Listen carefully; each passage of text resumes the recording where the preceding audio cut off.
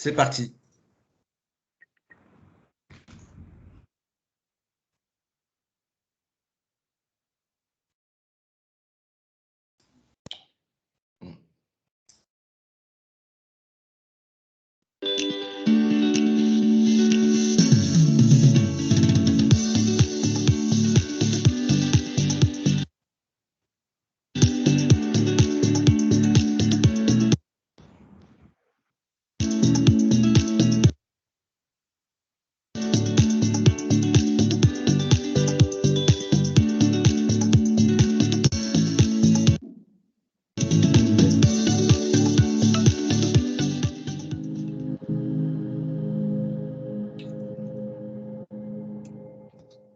Et merci Laure pour cette petite introduction.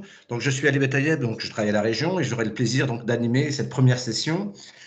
Quelques rappels de contexte et de cadrage. Nous sommes là au mois de la transmission reprise d'entreprises en Nouvelle-Aquitaine. C'est une ambition portée par le président de région Alain Rousset, parce que cet enjeu-là est fort, important, tant en matière de développement économique, d'aménagement, mais aussi de conservation des savoir-faire sur notre territoire.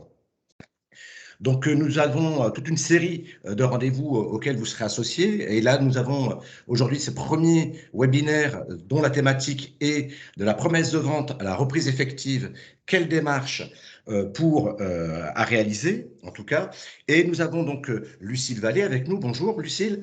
Vous êtes la fondatrice du cabinet LUV Conseil, spécialisé justement en création et transformation d'entreprises.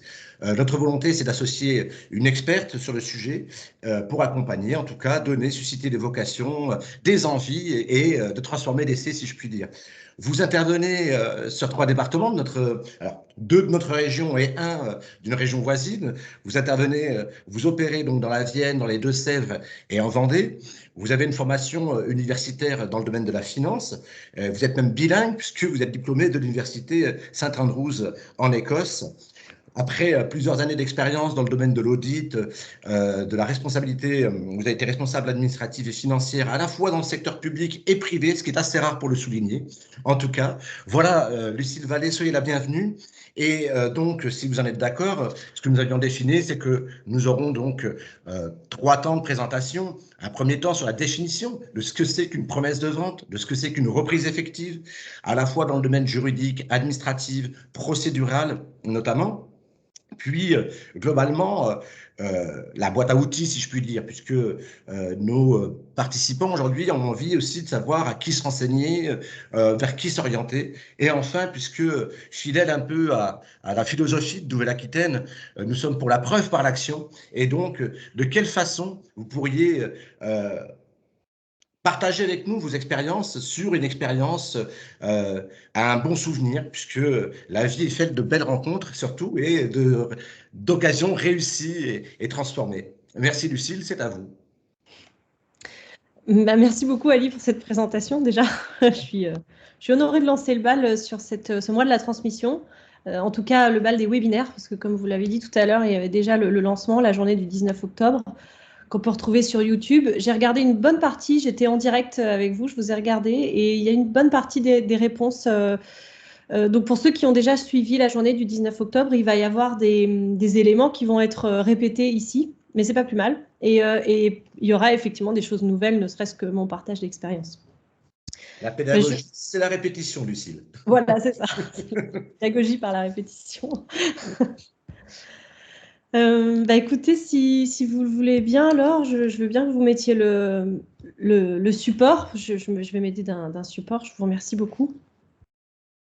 Donc, il est 12h05. À 12h30, on aura terminé. Je ne sais pas s'il y a un temps de questions qui est prévu, Ali. Alors, niveau méthodo, si vous voulez, dans le fil de discussion, vous pouvez chacun poser vos questions. Alors, de 2 choses l'une, ou elles s'adresseront à vous et on les récupérera et on fera un temps de réponse sur la fin. Mais sinon, nous avons en back-office Laure, Marie-Pierre, qui sont présentes, c'est les représentants des services de la région, et que si vous avez des questions techniques, sur des questions d'accompagnement, sur des questions de dispositifs, elles seront là pour vous y répondre sur le fil de discussion également. Par écrit, donc, ok, super, oui. Ça marche. Donc, n'hésitez pas, ça me fera faire des pauses si vous y avez des questions, des aérations. Alors, écoutez, bienvenue. Donc voilà, je vous présente un petit peu ce dont nous allons parler aujourd'hui.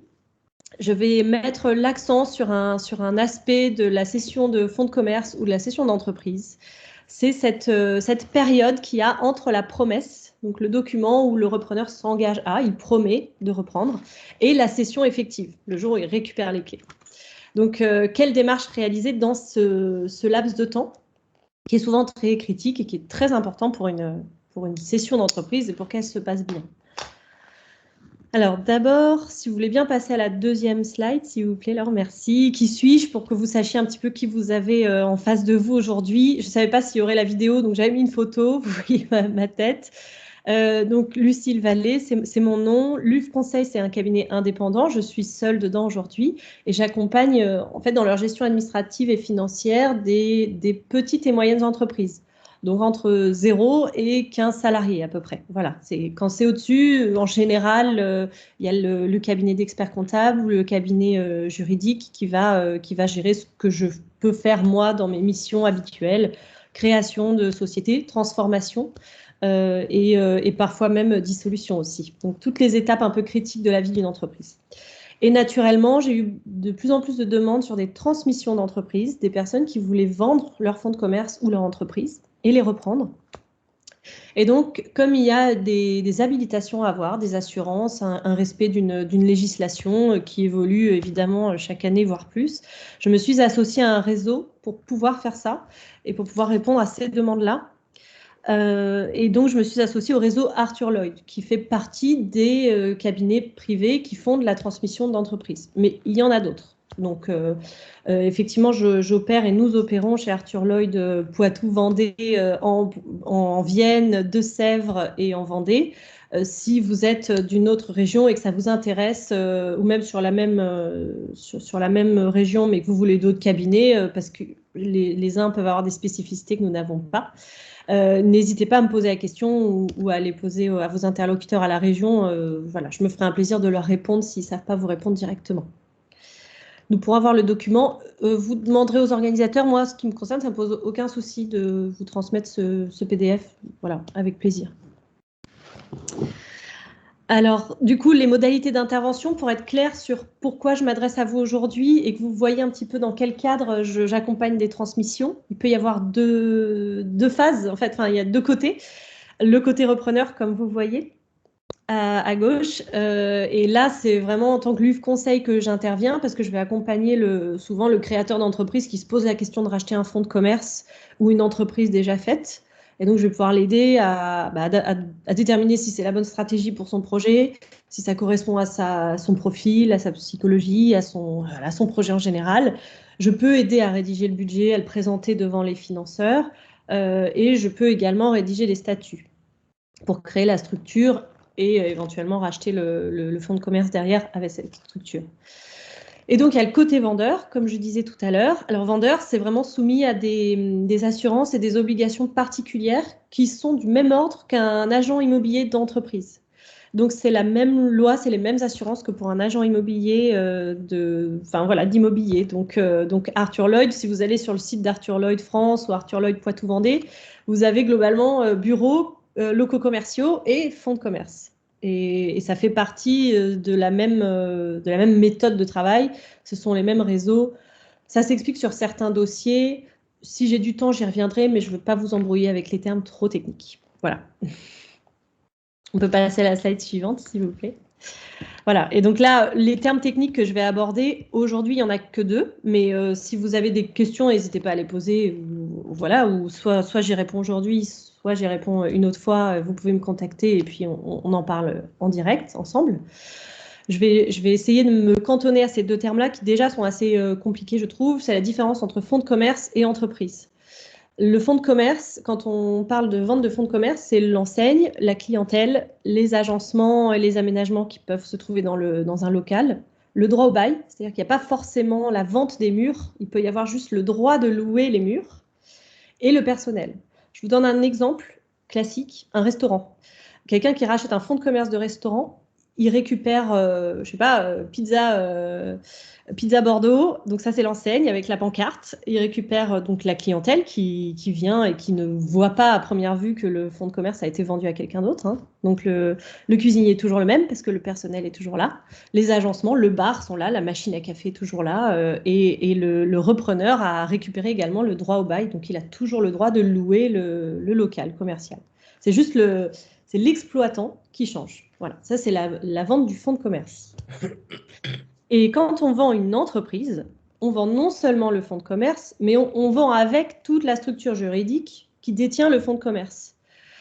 Donc, typiquement, le restaurant de la Pizza Bordeaux, c'est souvent une SARL. Bah, en fait, on va vendre la SARL en entier. Donc, avec la structure juridique, le stock qu'il y a dedans, la trésorerie en plus, donc l'argent qu'il y a sur le compte sera vendu au repreneur, et également les dettes. Alors, bon, le sujet d'aujourd'hui, c'est pas de savoir ce qu'il y a de mieux. En fait, ça dépend vraiment des projets, ça dépend des sujets. Et souvent, en fait, quand le fonds de commerce est à vendre, on peut discuter de la vente de l'entreprise en entier et inversement. D'usage dans la restauration, par exemple, on vend le fonds de commerce. D'usage en industrie, quand il n'y a qu'un salarié, on vend l'entreprise. Parce que les stocks, la trésorerie, les dettes, ça fait vraiment partie intégrante de la structure. Alors qu'en restauration, quand il y a moins de personnel, en général, le repreneur, il veut arriver avec sa structure, il prend les choses en main directement, il reprend juste le droit au bail, il enseigne, ça va plus vite. Disons que c'est souvent pour des structures plus petites. Mais aujourd'hui, c'est pareil. Donc, je vais pouvoir parler de fonds de commerce ou d'entreprise. Aujourd'hui, je me permets cette liberté d'utiliser l'un ou l'autre, peu importe. Voilà. Aujourd'hui, je ne vais pas être très rigoureuse sur ce sujet-là, puisque c'est pas là-dessus qu'on va discuter. Mais je voulais quand même, en préalable, vous parler de cette définition parce que je la trouvais importante. Donc, pour certains des projets, s'il y a des repreneurs parmi nous qui se posent la question, vous pouvez regarder indifféremment les annonces de fonds de commerce ou d'entreprise. Si vous, ce qui vous intéresse, c'est un domaine d'activité et c'est vraiment un projet de reprise, regardez les deux. En fait, et après, vous verrez avec votre banquier ou avec l'intermédiaire ou votre comptable si l'un ou l'autre est plus avantageux. Mais là, le reste, c'est vraiment du technique après. Alors, on peut passer sur la slide d'après. Merci. Oui, voilà, donc les points communs, je détaille juste un petit peu la démarche que je vais vous exposer aujourd'hui. C'est l'importance de la transition et c'est de ça dont je voulais vous parler aujourd'hui.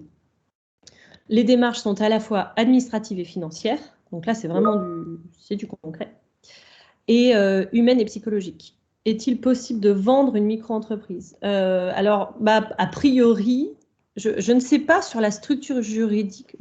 Alors, sous réserve, je ne crois pas, parce que la micro-entreprise, c'est un auto-entrepreneur, donc c'est vraiment en nom propre, c'est une seule personne. C'est comme l'entreprise individuelle, c'est un individu.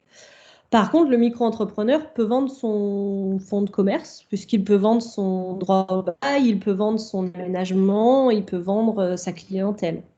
Voilà. Par exemple, un barbier. Un barbier peut être micro-entrepreneur ou auto-entrepreneur. Aujourd'hui, c'est le même statut. Les statuts ont fusionné. Et il peut vendre son droit au bail, ses équipements, je ne sais pas comment ça s'appelle, les éviers, tout l'aménagement, les produits, etc. Il peut vendre son fonds de commerce. Je ne pense pas qu'on parle de cession de micro-entreprise. Voilà, donc là je vais vous parler ok, merci, de la transition, voilà, entre la promesse et la cession effective. Je vais revenir rapidement sur les principales étapes, parce que c'est quand même le plus important. Et comme on n'a pas pu faire un tour de table des 47 participants, d'ailleurs 50 même, donc je vous remercie déjà d'être si nombreux. Peut-être que certains savent déjà, donc je suis navrée pour la redite, mais je trouve que c'est vraiment important de revenir sur l'ensemble des étapes. Et vous allez comprendre pourquoi j'ai voulu faire ce sujet aujourd'hui. Alors, je les diviserai en trois parties. Il y a la première, là, le petit smiley, c'est la décision et l'intérêt partagé pour le projet de reprise. Donc, il y a deux personnes qui se décident. En fait, il y a celui qui va vendre son entreprise et il y a celui qui va la racheter. Donc, il y a une première étape qui se fait des deux côtés de l'écosystème, hein, et c'est vraiment deux décisions distinctes et bien séparées. Mais il va y avoir un intérêt commun pour un projet de reprise commun, du coup. La deuxième étape, c'est les négociations. En gros, le prix, les délais, le personnel. Voilà, si on est d'accord sur ces trois-là, en général, ça se passe bien après.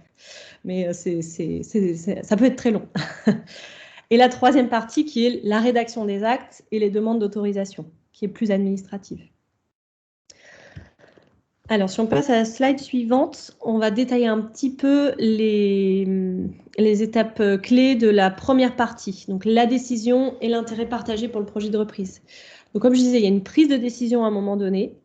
Ça peut paraître anecdotique, mais en fait, c'est assez important et il se trouve que parfois on arrive à des moments où on est très très loin dans la négociation et on se rend compte que la décision n'était pas prise ou pas sur la session. Typiquement, cette question de est-ce qu'un micro-entrepreneur peut céder son fonds de commerce, c'est très important de se poser cette question-là aujourd'hui parce que si vous vérifiez et que vous voyez que micro-entrepreneur, vous pouvez pas finalement céder votre fonds de commerce, c'est à ce moment-là en fait que ça se joue. C'est dans la prise de décision, c'est à ce moment-là qu'on se pose ce genre de questions. Donc ensuite, il peut y avoir plusieurs possibilités. Soit un vendeur d'entreprise ou de fonds de commerce fait appel à son réseau personnel. Ça peut être son notaire aussi. Les experts comptables peuvent vous accompagner là-dedans. Alors, c'est ce qu'on appelle quand même un réseau personnel. C'est pas public. Vous ne publiez pas une annonce. Donc, tant que ça reste privé, tant que c'est une démarche personnelle, vous pouvez. Il y a aucun problème. Mais à partir du moment où on veut publier une annonce, alors là, on est obligé de passer par un intermédiaire habilité. Donc ça, c'est, je vous dis, tous les grands cabinets de cession d'immobilier en général font du fonds de commerce et de plus en plus, nous avons des cabinets spécialisés en cession de fonds de commerce qui se créent et qui existent. Et souvent, ils sont localisés. Donc là, c'est pareil, si vous recherchez quelque chose d'assez précis, n'hésitez pas à me poser la question. Il y a autre chose, par exemple, si vous avez une pharmacie ou si vous êtes intéressé par une reprise de pharmacie, la plupart des cabinets généralistes, tels qu'Arthur Lloyd, chez qui je suis, ne le font pas, parce qu'il y a des cabinets spécialisés qui s'occupent du lien avec l'agence régionale de santé. C'est très particulier comme métier, donc là, il y a vraiment des cabinets spécifiques. Donc la deuxième étape, souvent, c'est la rencontre en fait entre le repreneur et le vendeur qui va se matérialiser par un accord de confidentialité qui sera signé par le repreneur qui s'engage à garder secrètes les informations qu'il va recevoir. Et souvent, c'est les 3 derniers états financiers, donc c'est les comptes avec bilan, compte de résultat. C'est là où on voit ce que l'entreprise a et doit, et ce qu'elle a gagné, et ce qu'elle a éventuellement perdu aussi. Il peut y avoir aussi les éléments sur le bail. Donc le bail aussi souvent fait partie de la raison. Par exemple, je reprends cet exemple de la pizzeria à Bordeaux. C'est très important de savoir si on est bien locataire des 150 mètres carrés et s'il y a bien la cave en dessous ou si la cave c'est autre chose. Enfin, voilà. Donc ça c'est important de bien analyser les états financiers, le bail et le cas échéant, le personnel. Alors, on va passer à la slide suivante, mais je vois qu'il y a une question. Une des deux parties. Ouais, mais on enchaîne. Mais ça va être une explication, mais c'est-à-dire que la question anticipait même la réponse, donc vous pouvez le dérouler puisque Géraldine, la réponse arrive. Ah, d'accord, ok. Ah oui, merci. Ah oui, ça marche, j'ai vu. Alors effectivement, la deuxième grande partie, si vous voulez bien passer à la slide d'après, Laure, ce sera très gentil, c'est sur les négociations. Ouais, merci beaucoup. Négociations, voilà. Alors là, donc prix, délai personnel, comme je disais, sur le principe, on va dire que tout le monde est tombé d'accord. Hein, il est très simple, mon cas d'école aujourd'hui. C'est pas de ça dont je vais vous parler aujourd'hui. Alors effectivement, donc, il y a une lettre d'intention et ou un compromis. Ça dépend des cas. C'est pareil, je ne vais pas vous alourdir sur les différences juridiques. En plus, je serais assez mal placée parce que je ne suis pas juriste. J'en connais quelques-unes, mais on va pas y passer trop longtemps. De l'expérience que j'en ai, la lettre d'intention, c'est souvent le premier acte. C'est plus court. C'est une lettre que le repreneur écrit, pas forcément avec un conseil. Il peut prendre une lettre d'intention qu'il a téléchargée sur Internet. Ça lui permet de signer, de signifier qu'il est engagé, qu'il s'engage à entamer des discussions et qu'il est d'accord sur tel prix, telle reprise de personnel reprise de bail. Voilà. Ça permet de marquer son intérêt officiellement pour le dossier. Et si le vendeur contresigne, je crois que ça répond à votre question, une partie, ça bloque les négociations. C'est-à-dire que le vendeur s'engage à ne plus communiquer avec d'autres personnes. Il est engagé, du coup, dans ces négociations avec un repreneur. En général, ça reste secret, ça reste confidentiel à cette étape-là. Alors, une des deux parties peut-elle se rétracter? Oui. Elle peut se rétracter, mais il peut y avoir des pénalités de prévues. Donc, souvent, c'est plutôt prévu dans un compromis. C'est l'étape juste après, ou bien il y en a qui décident de signer un compromis tout de suite devant notaire ou chez un cabinet d'avocats. Il peut y avoir des pénalités. C'est soit un pourcentage du prix de cession, soit c'est des indemnités. Pour une TPE, PME, moi, de ce que je vois dans mes dossiers, hein, quand on a entre 0 et 5 salariés, on est à 5 000 €. C'est de pénalité, mais les montants sont libres. Vous pouvez aller bien au-dessus. Donc voilà. Par contre, votre question est en train de repartir en haut. Y a-t-il un acte écrit à prendre pendant cette négo? Souvent, on est sûr de l'oral à cette étape. Exactement. Alors, du coup, la solution, c'est la lettre d'intention. Si vous voulez éviter l'oral, mais que vous n'avez pas encore le cabinet d'avocat qui va vous recevoir pendant 3 heures pour rédiger le compromis en bonne et due forme, rien n'empêche de signer une lettre d'intention. Ça vaut ce que ça vaut, mais au moins ça écrit. Et c'est vrai que si le vendeur est notamment très pressé ou a des soucis, des enjeux financiers, on peut prévoir des pénalités que le promettant s'engage à régler. Il y a un mais, et ça va être du coup la troisième partie, si vous voulez bien, alors passer à la troisième et dernière. Oui, alors voilà, il y a une petite intermède. L'erreur, c'est de se dire champagne, la promesse est signée. Ou bien, pour rejoindre votre question, Géraldine, c'est de se dire champagne, le vendeur m'a dit oui à l'oral, c'est bon, c'est acté, on est d'accord sur tout, le prix, le délai, super. Donc souvent, et à raison, hein, les gens qui se sont projetés dans un projet depuis parfois des mois sont ravis de se dire ça y est, j'ai trouvé mon entreprise. Et à l'inverse, le vendeur, il est ravi de se dire ça y est, j'ai enfin trouvé quelqu'un de sérieux. Il est issu du métier, il va reprendre, il connaît un tel. Bon, ça peut être très grisant comme période. Et il faut le célébrer. Mais Laure, si vous voulez bien passer à la suite, merci. Donc c'est là où je parle du coup du compromis et de ce que ça inclut. Et souvent, alors nous, en tout cas dans notre cabinet, on incite un maximum à ce que la lettre d'intention soit proche du compromis de vente. Excuse-moi, Notamment, Lucie. oui. Pardon. Parce que dans le processus chronologique que tu nous Oui, proposes, petite oui, question de Victor, la oui. signature de la lettre d'intention intervient-elle toujours après la remise et l'analyse des comptes financiers? Ah Est-ce qu'il oui. faut... D'accord. Bon, après, je dis oui en général. Peut-être que si vous me posez cette question, c'est parce que vous avez vécu quelque chose de différent.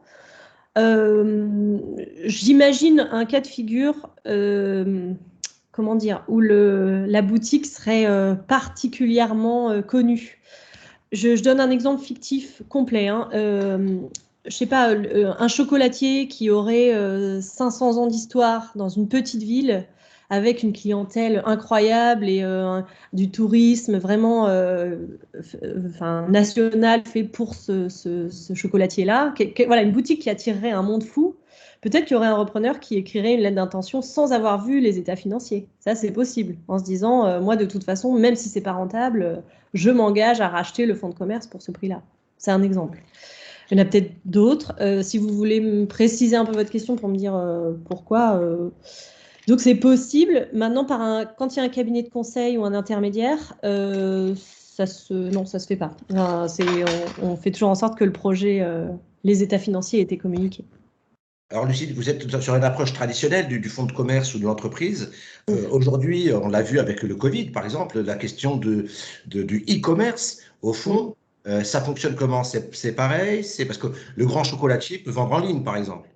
Ah oui, bien sûr, mais c'est le même principe. Disons que dans la démarche de la cession du fonds de commerce ou de l'entreprise, on sera sur la même, en théorie, la même chronologie. Remise des états financiers ou du carnet de commandes sur Internet, par exemple, pour que le repreneur potentiel puisse faire une offre et une lettre d'intention ou un compromis. Alors, je vois que je vais être hors les temps si je n'enchaîne pas tout de suite. Donc, Tout à je vais fait. enchaîner. Je ne vais pas me concentrer sur les questions pour l'instant.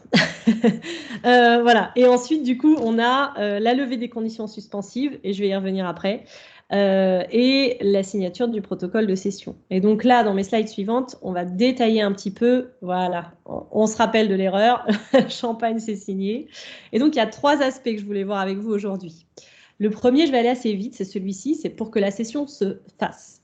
Officiellement, il y a des conditions suspensives. Et donc, je rejoins un peu ce que vous disiez tout à l'heure, Géraldine, je crois, sur l'engagement, le caractère engageant du document, que ce soit la lettre d'intention ou le compromis. Il y a un caractère engageant, sauf non, comment dire, non-accomplissement, non-levée de conditions suspensives. Souvent, le repreneur, il va dire « Je m'engage à vous reprendre votre fonds de commerce ou votre entreprise pour tel prix, avec le personnel, dans tel délai, sous réserve, sous conditions suspensives, d'avoir obtenu un emprunt, d'avoir obtenu l'autorisation de travaux qui me permet, moi, de modifier la vitrine du local, d'avoir fait un audit de conformité. Donc, concrètement, ça veut dire que c'est un expert comptable qui est payé pour ça, pour faire une analyse bien plus fine que ce que vous avez pu faire, vous, des comptes. C'est assez rare, mais plus on monte dans la taille de l'entreprise, plus on a un audit de conformité, et plus il est important et plus il est long.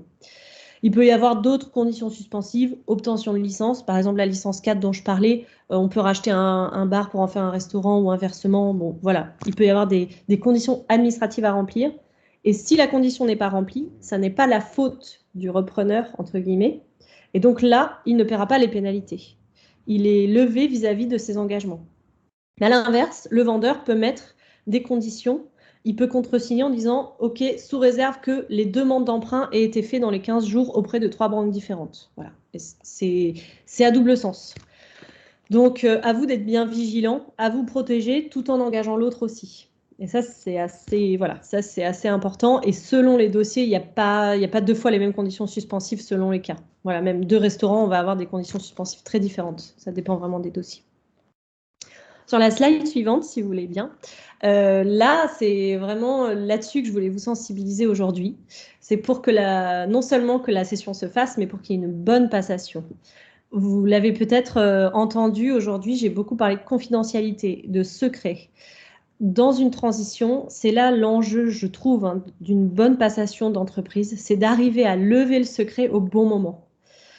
Si on attend que la session soit faite et qu'on annonce à tous les clients qu'on a changé, c'est trop tard. Le personnel, c'est pareil. On imagine bien qu'on ne va pas prévenir le personnel la veille. Bon. La loi encadre ça pour le personnel, mais je vous donne un exemple. Et pour les clients, il n'y a pas d'encadrement de la loi. Or, c'est très important que les clients se sentent prévenus. Alors, un restaurant, ça peut être des clients, des touristes, bon, c'est pas forcément très important, mais quand une entreprise travaille avec des professionnels et où c'est d'autres entreprises du territoire, que ça fait 25 ans qu'elles ont l'habitude de travailler avec les mêmes commerciaux, si elles apprennent que le patron a changé et qu'elles n'ont pas été mises au courant avant la date effective de la session, ça peut vraiment mettre en péril l'activité économique de l'entreprise. Donc, c'était le dernier point de ma slide, mais je trouve que c'est le plus important. Aux clients, en toute transparence, c'est la fin du secret. Et c'est dans cette transition-là. Alors, le lendemain de la lettre d'intention, c'est trop tôt. Il faut peut-être attendre que l'emprunt ait été souscrit, par exemple, ou bien que l'autorisation de travaux ait été accordée. Ça dépend du projet. C'est toujours pareil. Ça dépend de là où il y avait le plus de risques. En général, statistiquement, c'est la banque. Le plus risqué, c'est la banque. C'est vraiment le repreneur qui veut reprendre un bar et il est en train d'attendre son emprunt à la banque et c'est le dernier truc qui bloque. Et le reste, les autorisations, bon, au pire, on se dit, j'ai pas l'autorisation, mais je ferai autre chose. Voilà, autorisation de travaux, je veux dire. Donc, voilà. Donc, les partenaires doivent être prévenus également et les fournisseurs. La banque, c'est très important. Quand on rachète non seulement le fonds de commerce, mais l'entreprise, ça veut dire que concrètement, celui qui va signer les chèques et qui va pouvoir accéder au compte sur Internet, il va changer. Et donc ça fait partie des choses qu'il faut bien assurer pendant la transition. Parce que là, vous êtes peut-être au tout début de votre projet, vous vous dites, j'y penserai plus tard. Et ça, c'est une des choses dont on ne parle jamais. C'est l'accès au code, au compte bancaire, c'est très important. Donc, rencontrer le banquier, ça fait vraiment partie des étapes essentielles. Le boucher, par exemple, pour un restaurateur, c'est très important. Celui qui vend la boucherie, par exemple, c'est un partenaire clé. Si le boucher s'entend plus avec le repreneur, c'est pareil, il peut y avoir une qualité de la viande qui va être beaucoup moindre. Donc le restaurant ne va pas marcher du tout de la même manière. L'hébergeur web pour un créateur de site internet, c'est aussi très important. Enfin voilà, il y en a pléthore des exemples comme ça. Et donc c'est de ça dont je voulais vous parler aujourd'hui, cette notion de fin du secret et de bonne communication.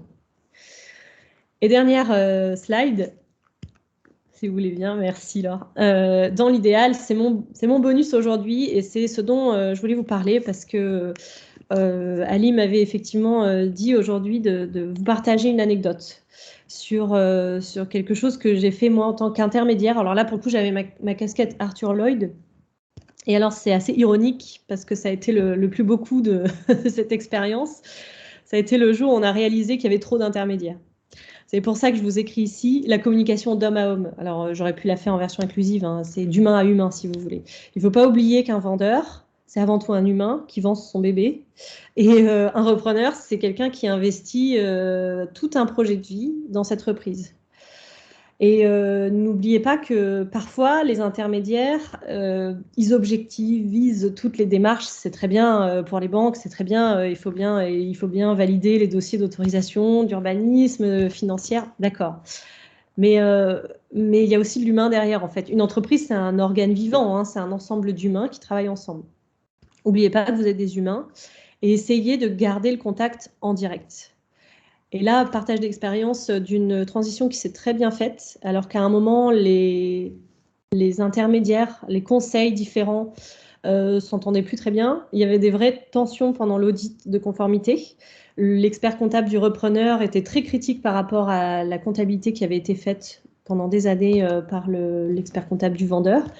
C'était assez délicat comme situation. Et en fait, ça s'est très bien passé. Pourquoi? Parce que les deux humains sont restés en contact l'un avec l'autre. Et eux, ils ont réussi à mettre un peu de distance et à se dire, bon, ok, ça c'est comptable, mais derrière, les salariés, ils nous connaissent, ils sont au courant du projet, ils sont volontaires, on y va, on continue. Et là, je suis assez fière parce qu'en tant qu'intermédiaire, c'était dans mes tout débuts et j'avais dit justement, je suis intermédiaire s'il y a besoin, mais sinon, je ne suis pas là. Et effectivement, c'était très bien.